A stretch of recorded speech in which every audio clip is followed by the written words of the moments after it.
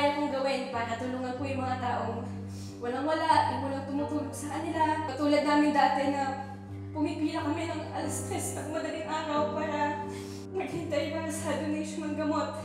Masaya po ako, masarap po wala sa puso na naabot ko yung pangarap ko at nakakatulong po ako. Kaya maraming salamat po sa inyo. Hindi naman ako masamang tao. Sadya lang sigurong may mga taong nagpapalabas ng demonyo sa katawan mo. There are just some people who bring out the worst in you. Parang yung tatay ng anak. Pero ikaw, sigurado kong kapalaki ka na maayos sa mga magulang mo.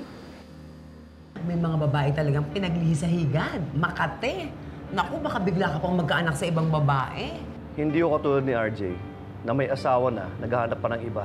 Kaya hindi makapagsalita si Moira kasi ayun o, nakita niya yung asawa niya, si RJ Tanyag. Tapos, tumabi pa sa ex! Ano, Moira? Hirap magpakabait, ano? Ano, gusto mo sugurin? Sugod, go!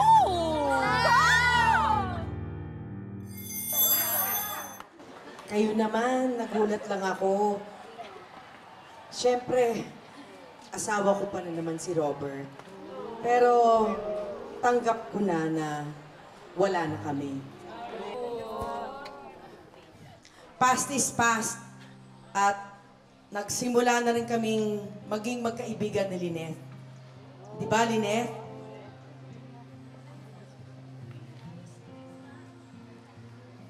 I stopped to acknowledge the presence of my soon-to-be ex-husband. I just want to take this opportunity para mag-sorry sa aking Apex community. Aminado ko, mula nung nandun ako, even after my time, everybody hated me. Ika nga ako na yung devil incarnate nila. Pero sabi din nila, kailangan dumaan ka muna sa katakot-takot na dilim bago mo makita yung liwanag. Sabi nga nila sa Ephesians chapter 4, verses 31 to 32, let all bitterness, wrath, anger, clamor, slander be away from you with all malice. Be kind to one another, tender-hearted, forgiving of one another as God forgave you. Uulitin ko, ako na ang bagong Moira Tanyag. And I am very, very sorry.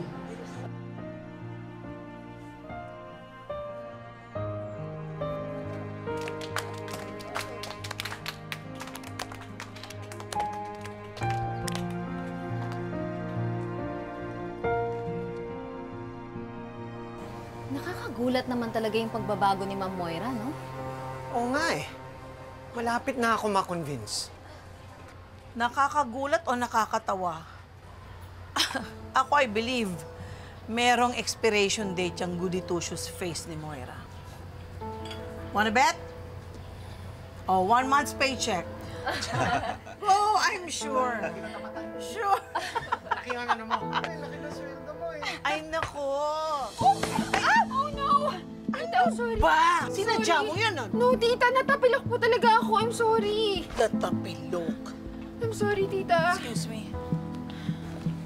Zoe, nakita ko yun. Sinadya mo yun, no? Eh, nakakabuisit eh. Nagtatry na nga magbago yung mami ko, tapos pagpupustahan pa.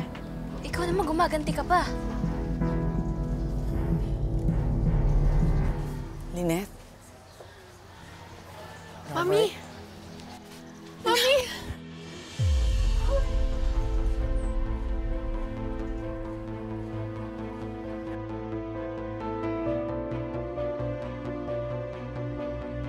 What's going on? Moira, pinaglalaroan mo ba kami? Robert, hindi ko kayo pinaglalaroan. Tinatanggap ko na. I'm letting you go. Kung talagang mahal mo si Lynette, hahayaan ko na kayong maging masaya. Moira, pwede ba tumigil ka na? May asawa ako.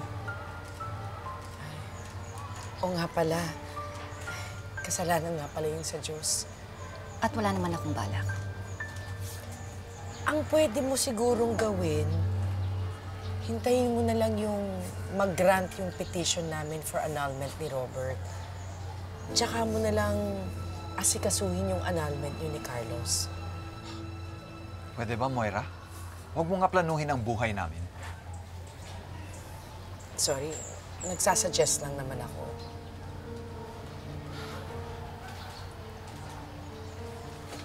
Sincere ka ba talaga? Or sarcastic? Kasi Moira, kilala kita. Masama kang tao. Pasensya na, Lynette. Wala naman akong balak na ganon. Don't get me wrong. I'm all for love and happiness. But I'm trying to save you from destroying yourself.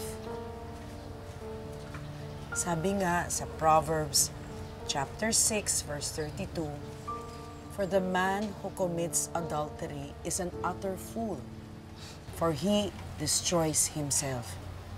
Wow. Talaga namang memorize mo pa, no? Para lang ma-recite pa talaga sa harapan namin. Alam mo, Moira, huwag kang mag-alala. Hindi ko sisirain ang sarili ko para sa'yo.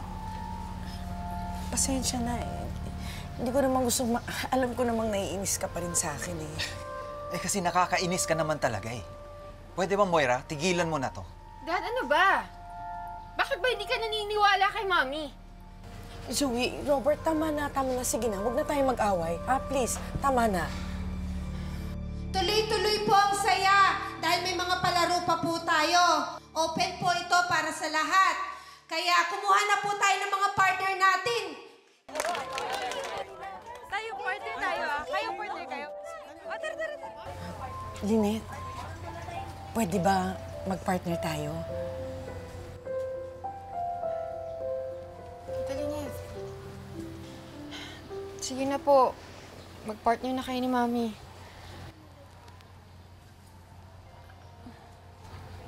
Tara na, Lynette. Excuse me. Annalyn, look! The world is healing. For once, yung mommy mo at yung mommy ko, hindi sila nag-aaway. Tingnan mo. Sana nga talaga, simula na to ng magandang bagay para sa pamilya natin. Isa pa naman to sa mga pangarap ko, na magkaayos yung mga nanay natin. You know, I'm so glad that Mom finally moved on from Dad. Kasi yun naman yung pinakamabigat na dinadala niya eh. Yung broken marriage nila. Alam mo, sana laging ganito. Annalyn, partner tayo. Sorry pero may partner na ako eh. Ha? Sino? Oo nga, wala namang nagaya sa'yo ah. Hello? Siyempre yung ate niya. Ano ba? Tara. Huwag na nga.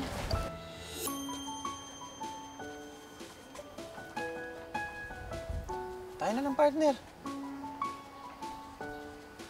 Ay. Halika.